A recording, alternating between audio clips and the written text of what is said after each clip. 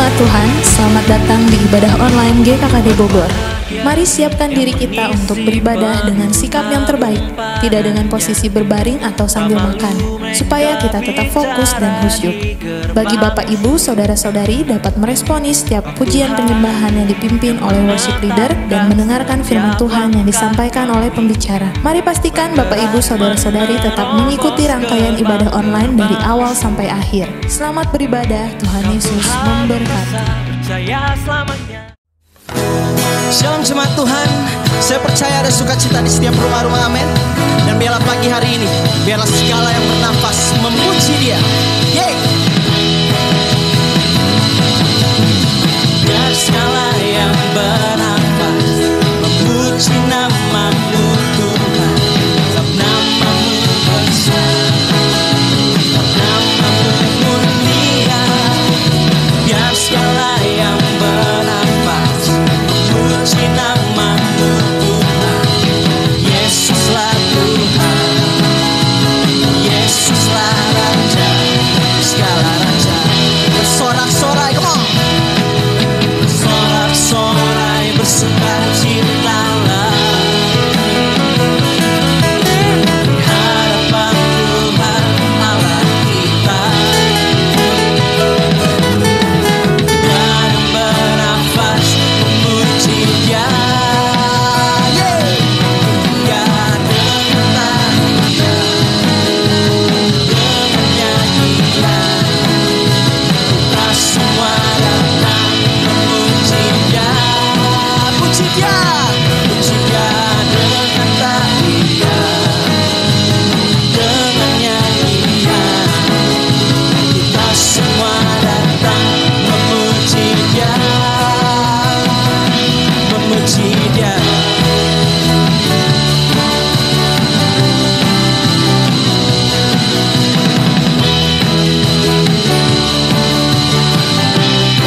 Kita sembah Dia sama-sama. Biar segala yang bernafas memuji nama-Mu Tuhan, nama-Mu besar, sebab nama-Mu mulia. Biar segala yang bernafas memuji nama-Mu Tuhan. Yesuslah Tuhan, Yesuslah Raja, Yesuslah Raja, segala raja. Bersorak-sorai, sorak-sorai, bersukacitalah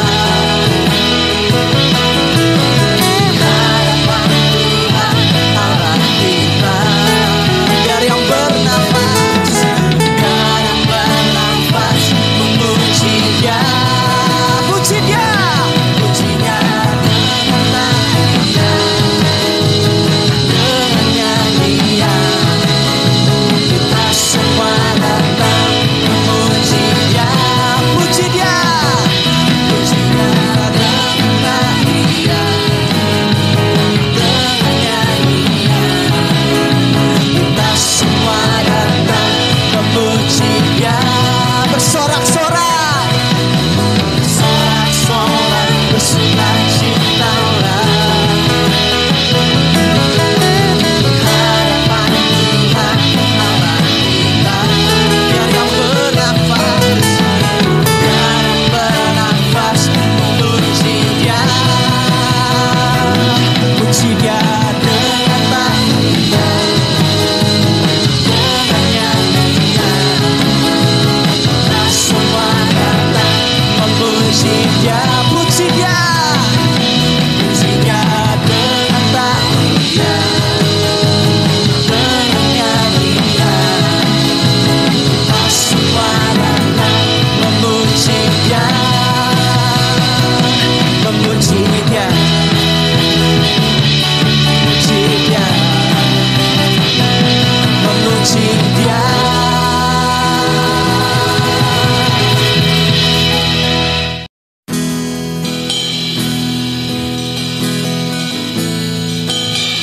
Terima kasih Tuhan. Biarlah sungguh pagi hari ini ya Tuhan, kami mau diam di hadirat-Mu di tengah situasi yang tidak menentu ya Tuhan. Kami tahu ya Tuhan, yang kami adalah perkataanmu, firman-Mu ya Tuhan dalam hidup setiap kami. Bila sungguh pagi hari ini kami mau memuji, kami mau menyembah nama-Mu yang dahsyat, yang perkasa ya Tuhan.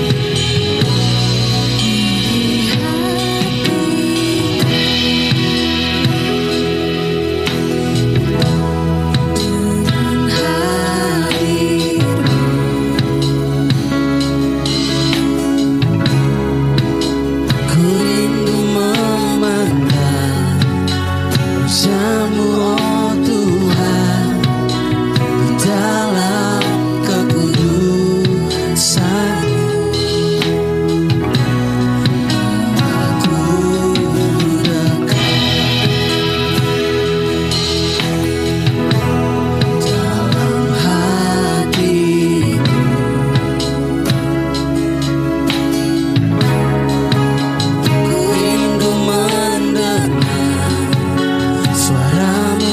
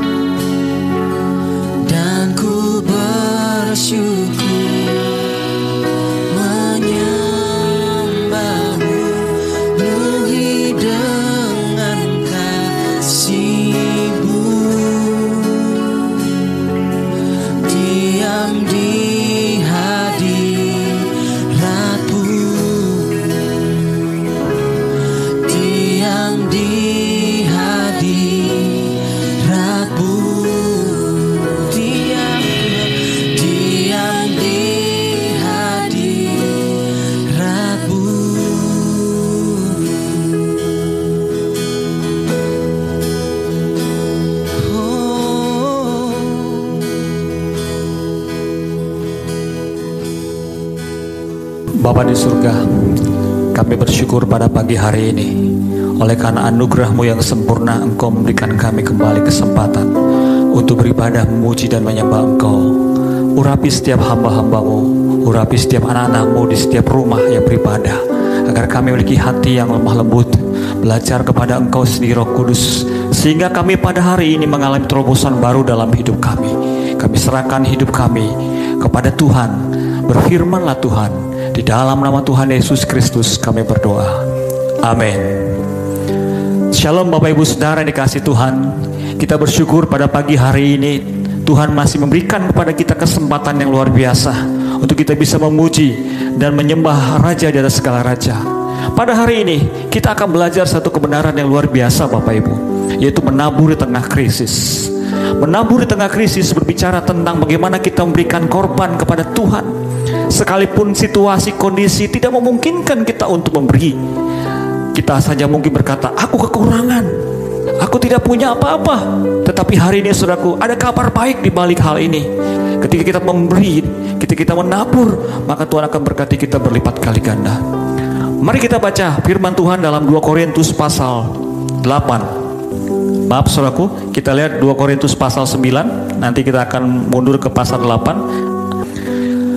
2 Korintus 9 ayat 6. Camkanlah ini, orang yang menabur sedikit akan menuai sedikit juga, dan orang yang menabur banyak akan menuai banyak. Hendaklah masing-masing memberi menurut kerelaan hatinya, jangan dengan sedih hati atau karena paksaan, sebab Allah mengasihi orang yang memberi dengan sukacita. Dan Allah sanggup melimpahkan segala kasih karunia kepada kamu, supaya kamu senantiasa berkecukupan di dalam segala sesuatu, dan malah berkelebihan di dalam pelbagai kebajikan. Seperti ada tertulis, Ia membagi-bagikan, Ia memberikan kepada orang miskin, kebenarannya tetap untuk selamanya. Ia yang menyediakan benih bagi penabur dan roti untuk dimakan. Ia juga yang akan menyediakan benih bagi kamu dan melipat gandakannya dan menumbuhkan buah-buah kebenaranmu. Kamu akan menjadi perkaya dalam segala macam kemurahan hati, yang membangkitkan syukur kepada Allah oleh karena kami.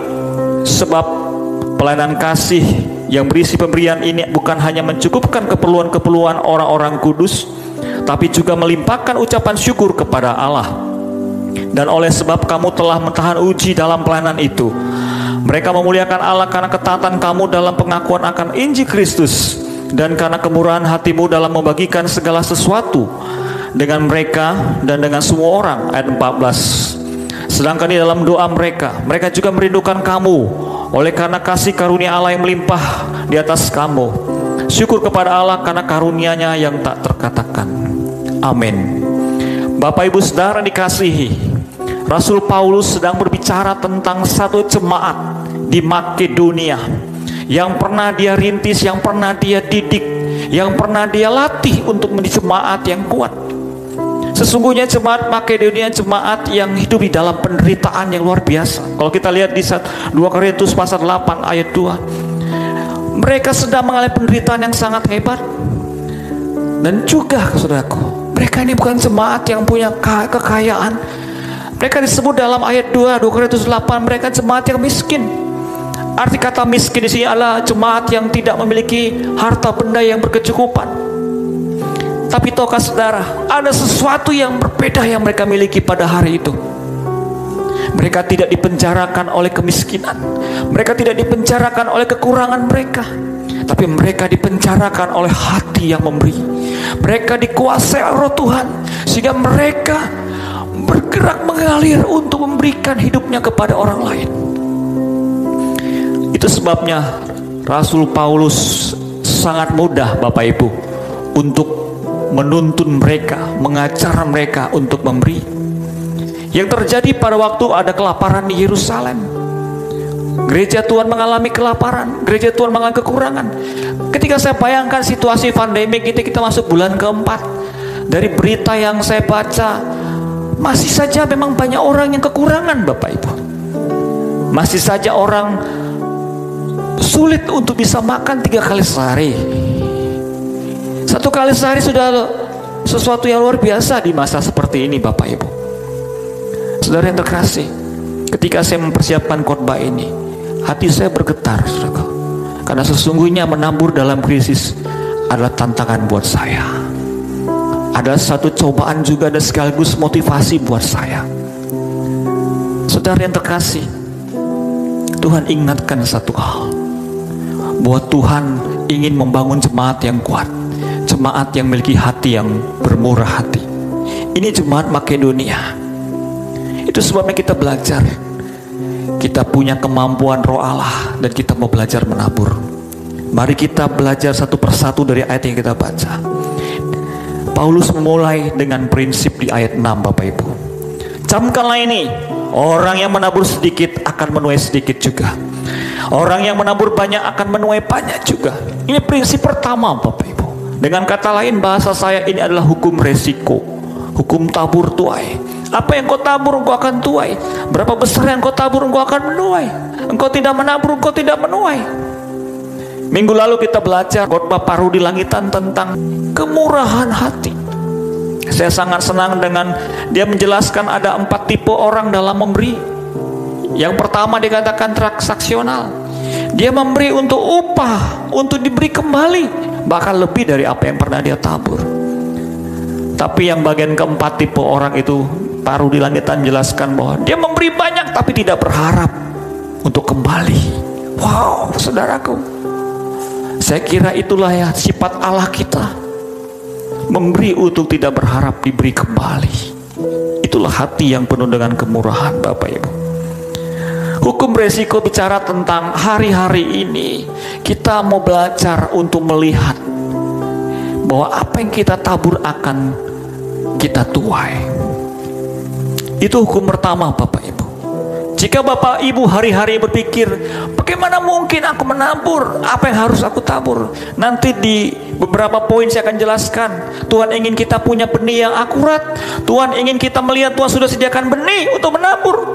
Tidak ada alasan buat kita untuk tidak menabur, Bapak Ibu. Jadi prinsip pertama harus kita hidupi untuk kita menjadi seorang penabur. Kita harus belajar menabur. Dan ketika kita menabur, kita akan siap-siap untuk menuai. Prinsip kedua dalam hidup sebagai seorang penabur adalah memberi dengan kerelaan hati, tidak dengan sedih hati atau dengan terpaksa. Bapak Ibu Saudara yang dikasihi, beberapa tahun silam saya belajar memberi kepada jemaat ketika saya kekurangan, saudaraku. Terus terang, waktu saya masih punya anak yang pertama, kami tidak punya cadangan makanan yang memadai dan kami tidak punya uang yang cukup. Tetapi saya belajar taat. Ketika jemaat datang, seorang bapak, dia butuh makan minum, saya berikan dengan kerelaan hati. Ya, ketika saya memberi dengan kasih, Bapak Ibu, Tuhan seolah-olah menutup pikiran kekhawatiran saya. Nanti kalau saya beri beras, gula, mungkin ada Indomie, kami makan apa?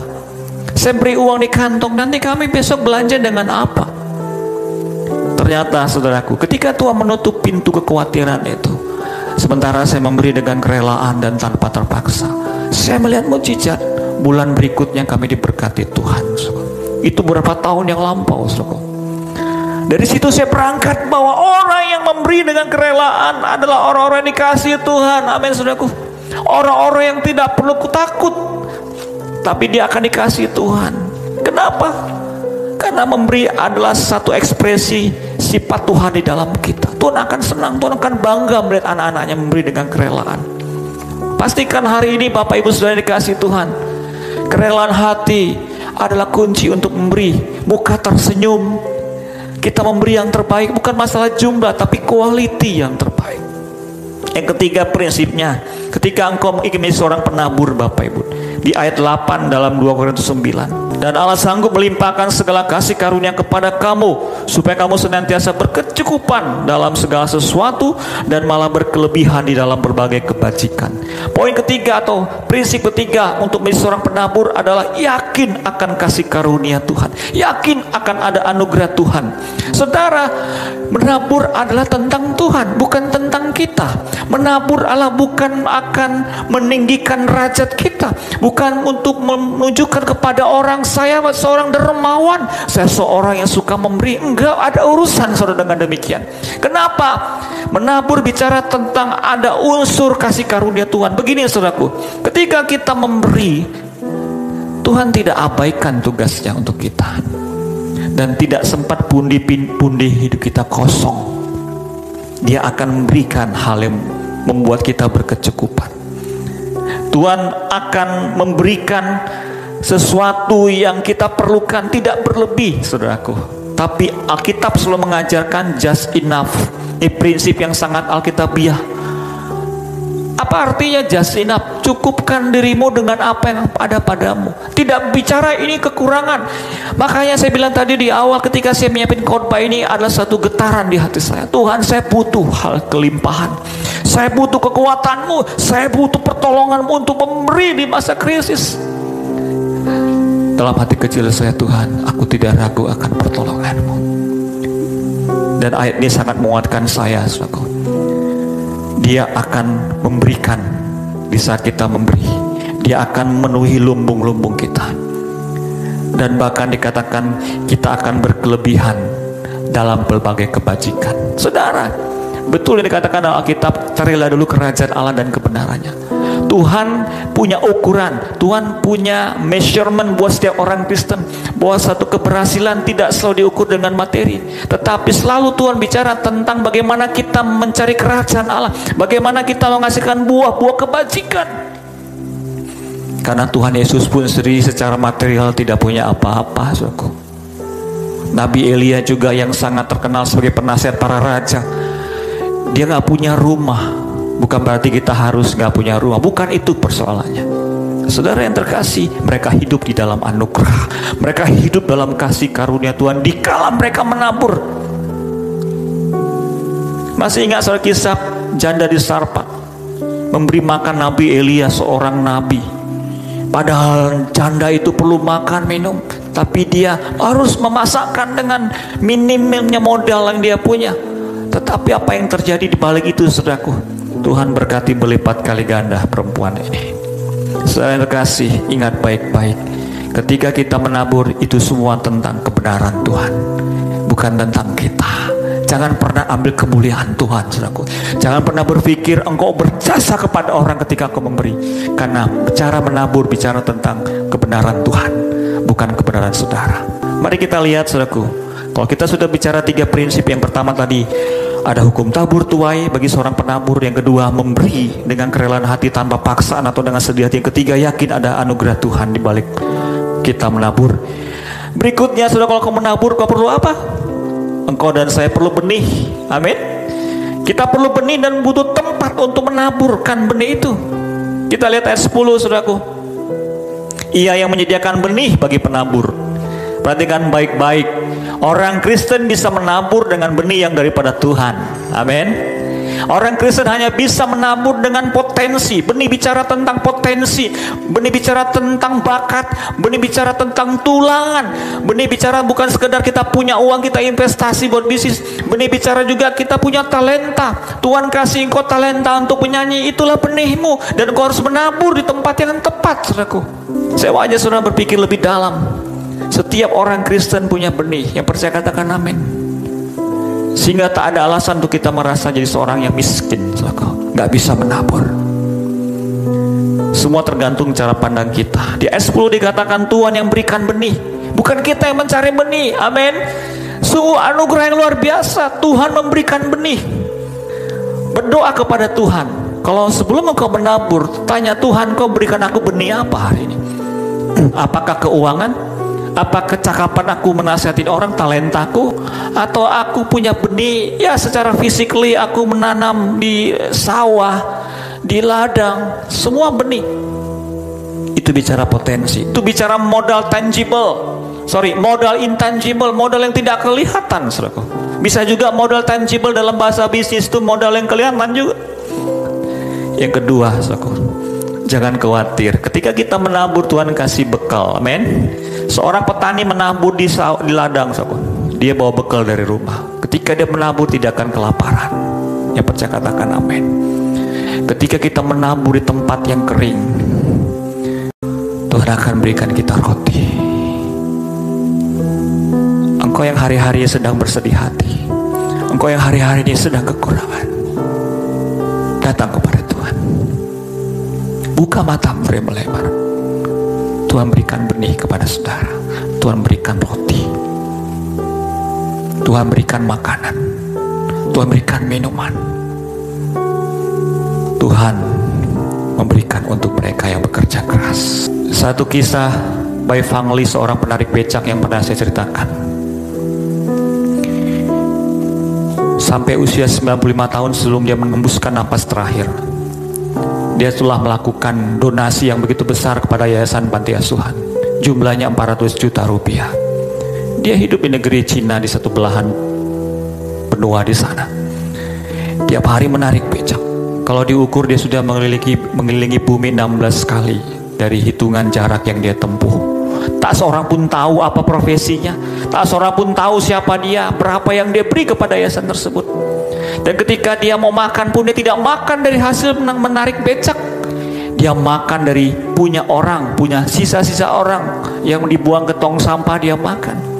Tapi saudaraku, ketika dia meninggal dunia, banyak orang mengusung jenazahnya. Dan ada satu anak berkata, siapa dia?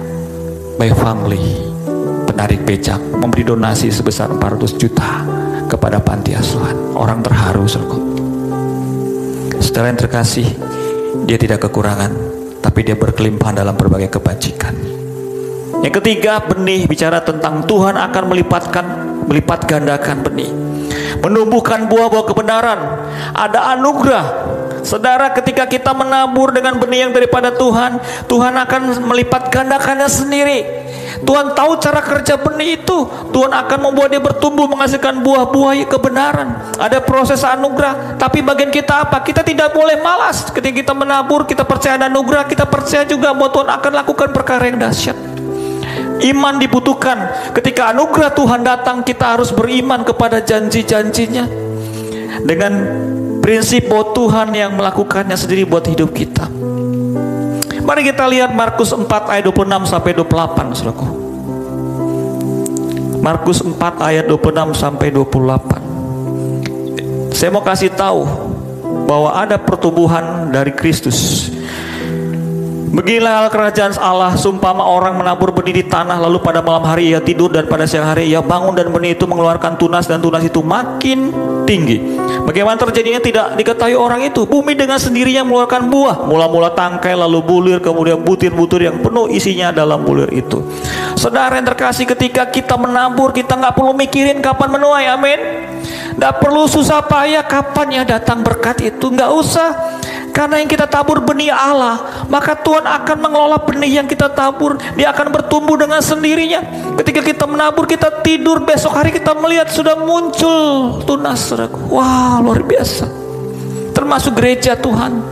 Gereja yang sehat bukan gereja atas rekayasa para pelayan, tidak dengan trik-trik. Karena gereja bertumbuh oleh karena Tuhan. Ketika kita menabur, Tuhan akan menumbuhkan dengan sendirinya benih itu. Kita tidak tahu kapan akan datang.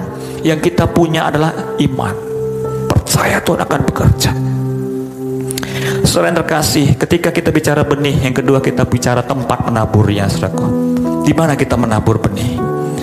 Dalam Kejadian 26 ayat 12, ketika Ishak akan pergi ke Gerar, tapi Tuhan berfirman, Ishak, gak usah kau pergi ke Gerar, engkau di Filistin saja.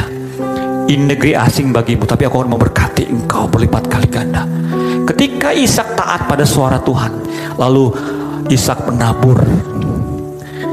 Ketika dia menabur pada tahun yang sama, dia menuai 100 kali lipat pada tahun itu juga. Artinya apa? Ketika orang benar punya benih yang benar, dia menabur di tempat yang tepat, Tuhan akan membuatnya berhasil. Talenta saudara apa? Kekayaan saudara apa? Apakah dari Tuhan atau tidak? Kalau dari Tuhan, di mana engkau menabur, di mana engkau harus donasi, di mana engkau harus ada, maka ketika engkau di tempat yang tepat, Tuhan akan membuat hasil berlipat kali ganda. Saudara yang terkasih, kalau engkau punya harta benda, berdoa kepada Tuhan. Tuhan, saya mau investasi di mana? Di kota, di desa, di ujung bumi sana. Dengarkan suara Tuhan. Ishak menjadi bukti sejarah ketika menabur di tempat yang tepat dalam tahun yang sama. Mana ada orang menghasilkan keuntungan 100 kali lipat? Mana ada, saudaraku? tapi karena dia berada di tempat yang tepat, Tuhan lakukan. Ada bertumbuh dengan sendirinya. Tadi kita melihat Tuhan membuat tumbuhan yang luar biasa, buah yang luar biasa dalam hidup Ishak.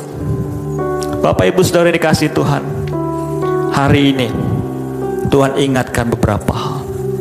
Poinnya adalah bukan pada berkat, tapi pada apa yang Tuhan inginkan dari hidup kita. Apakah bagian penabur? Bagian penabur adalah semakin bertumbuh dalam iman dan karakter memberi. Menjadi penabur bukan persoalan kita akan tuai apa, itu urusan Tuhan. Bagian penabur adalah tetap percaya dan belajar punya endurance, ketahanan untuk memberi dalam kesulitan. Punya karakter memberi seperti jemaat Makedonia. Mereka miskin, mereka punya masalah yang banyak. Mungkin berkata, Pak, aku ini butuh uang untuk anak sekolah baru tahun ajaran baru. Pak, aku ini butuh uang untuk beli sayur, beli beras. Oke, saudaraku. Kalau saudara bertanya seperti itu, dan itu pertanyaan saya juga, saudara. Tapi adakah kita mengecilkan Tuhan sehingga kita berkata, Tuhan, aku gak bisa menabur? Persoalannya bukan tentang kita, tapi tentang Tuhan. Jadi bagian seorang penabur adalah bertumbuh dalam iman dan karakter untuk memberi. Dan yang kedua, bagian seorang penabur adalah berkat materi. Jangan khawatir, Tuhan akan berikan roti, amin. Tuhan akan berikan roti yang luar biasa. Saudara, Tuhan kita sangat baik, amin. Lihat apa yang dilakukan Tuhan akan menjadi suatu hal yang luar biasa. Mujizat akan terjadi setiap hari. Yang ketiga, bagian penabur adalah sukacita memberi, amin. Pastikan saudara, kalau ada orang datang ke rumah kita nggak ada apa-apa, kita beri dengan muka senyum, amin, dengan hati yang gembira. Jadi saudaraku, berapa hal saya mau simpulkan. Menabur adalah sifat Allah, amin, bukan sifat kita. Karena kita pengikut Kristus, kita harus belajar menjadi seperti Kristus. Menabur sifat Allah, dan Tuhan ingin ajarkan kita menabur kepada anak-anaknya. Dan kita punya karakter teruji seperti jemaat Makedonia. Tidak ada yang menghalangi, dia tetap memberi. Yang kedua, menabur dilakukan dari yang tidak ada menjadi ada, dari krisis menjadi keadaan yang lebih baik. Kalau kita mau belajar sekarang, hari-hari ini belajar menabur, amin, amin. Hari-hari orang kekurangan, hari-hari orang krisis sosial, krisis keuangan, dan segala macam terjadi. Bahkan diprediksi 2021 ekonomi Indonesia mengalami krisis. Semua akan berprediksi. Saya tidak tahu apa yang terjadi, tapi saya berdoa, Tuhan tolong kami. Saudara yang terkasih, 2 poin ini, mari kita belajar menabur dari benih Tuhan di tempat yang tepat, dengan sukacita, dengan kerelaan hati, dengan anugerah Tuhan, supaya Tuhan dimuliakan dan banyak orang diberkati. Orang akan menjadi lebih banyak menikmati. Orang akan mengalami kelimpahan karena pertolongan Tuhan lewat hidup kita. Menaburlah di tengah krisis, engkau akan diberkati secara roh, jiwa, dan tubuh. Mari kita berdoa.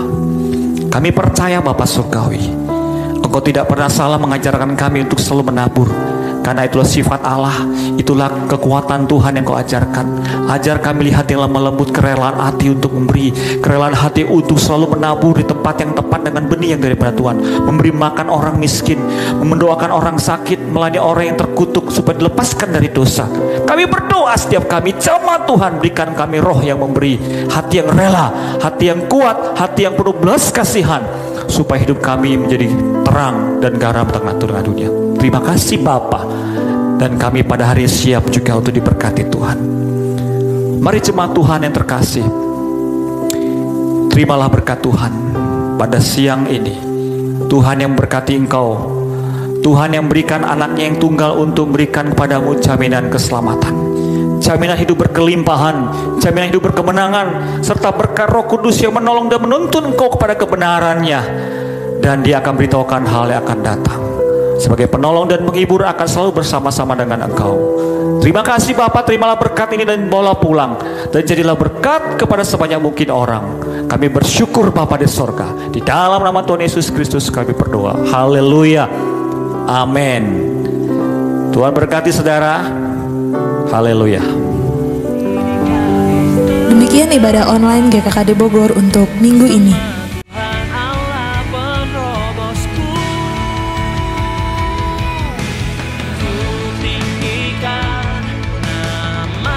Diinfokan kepada kepada seluruh jemaat bahwa persembahan dapat ditransfer ke rekening BCA Pelayanan atau melalui aplikasi dompet elektronik OVO dengan scan QR Code yang tertera di layar. Mari pastikan kita tetap terhubung bersama dalam ibadah dan komunitas sel di kelompok usia masing-masing, serta membaca Alkitab 4 pasal sehari, sehingga iman kita tetap bertumbuh semakin kuat. Untuk informasi seputar kejemaatan dan materi khotbah setiap minggunya dapat diakses melalui FB, IG, dan YouTube GKKD Bogor. Untuk renungan harian dapat diakses melalui www.towards2020.org. Sekian pengumuman untuk minggu ini. Mari tetap setia, tetap semangat. Salam Living Word dan Tuhan Yesus memberkati.